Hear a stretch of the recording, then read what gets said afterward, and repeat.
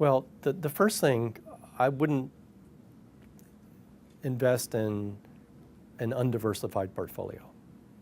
So to buy a mining stock is fine if you've got a diversified portfolio that probably has many mining stocks. So you need to be careful there. It's not that you just want gold or silver. I think what you want for your portfolio is some exposure to commodities.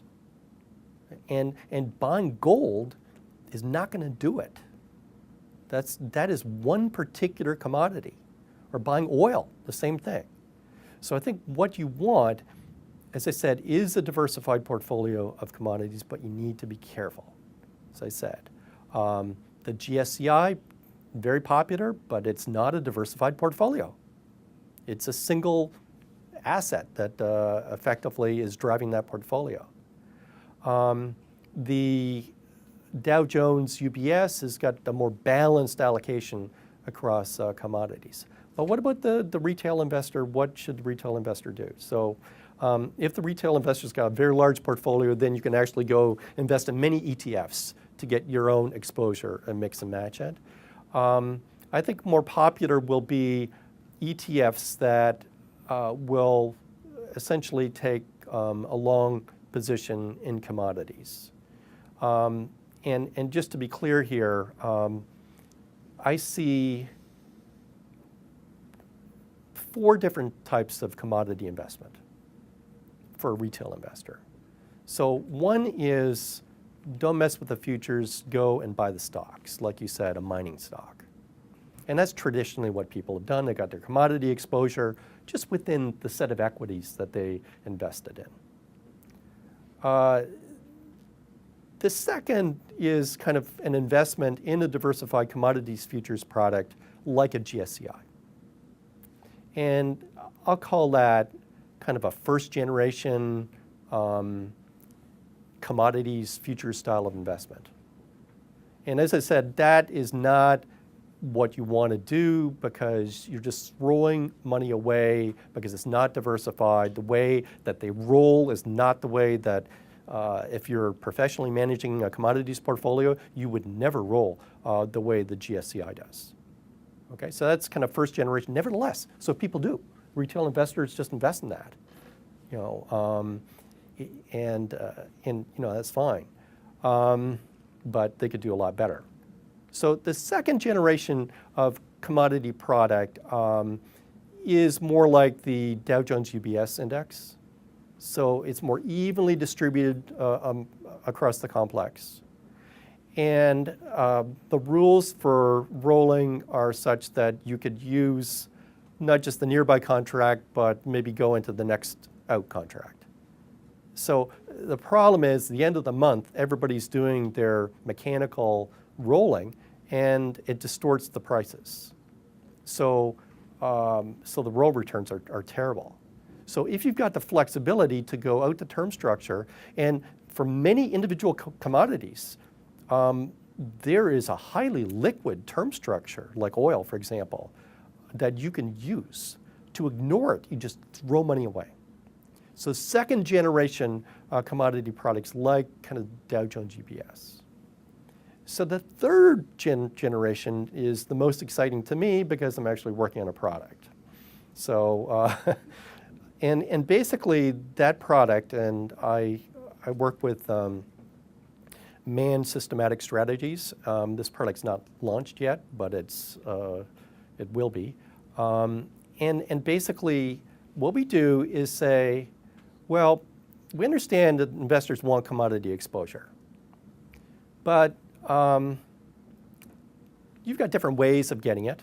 So you can get the kind of the naive GSCI, you can get the Dow Jones UBS, but it's got no active component to it other than being smart on the way you do the roll. What about active information? So it turns out that there's a lot of active opportunity in commodities. And my research paper in the Financial Analyst Journal documented very simple rules, did really, really well. And potentially that's the reason that there's so many CTAs around, because it's profitable for a large number of people doing it. So So the only sort of option that people had was, well, what about do long short sort of thing, like a hedge fund, CTA-like hedge fund, where you're long some commodities, you're short others. But a lot of investors wanted not hedge fund exposure, but long-only exposure. So it's the case that you are guaranteed if the commodity prices go up, that you're going to make some money. In the hedge fund situation, all the prices could go up and you could lose because the hedge fund could be short, right? So you want a guaranteed situation. If commodities go up, your portfolio is going to go up. And so they want long-only exposure, so they want beta. They want commodities beta, let's put it that way. But how do you do that in a way that could beat the benchmarks? So basically, going from first generation GSCI to Dow Jones UBS provides a simple way of beating the GSCI. And that is how you do the roll. So forget the actual weights, the difference between the weights in the GSCI and the Dow Jones UBS. If you just implement a different roll rule, you can get some extra return. That's what I consider fairly mechanical. And none of it's active, but it's active mechanical. Then there's active that is active in terms of looking at the individual commodities, figuring out what you like and what you don't like. So the way to do that in a long-only product is you introduce additional tracking error. So what you will do is you've got some target weights, which might be your benchmark, let's say Dow Jones UBS. Actually, you prefer to have the GSCI as a benchmark. You always want to be benchmarked to the worst possible index, right? So, but let's say it's the Dow Jones UBS.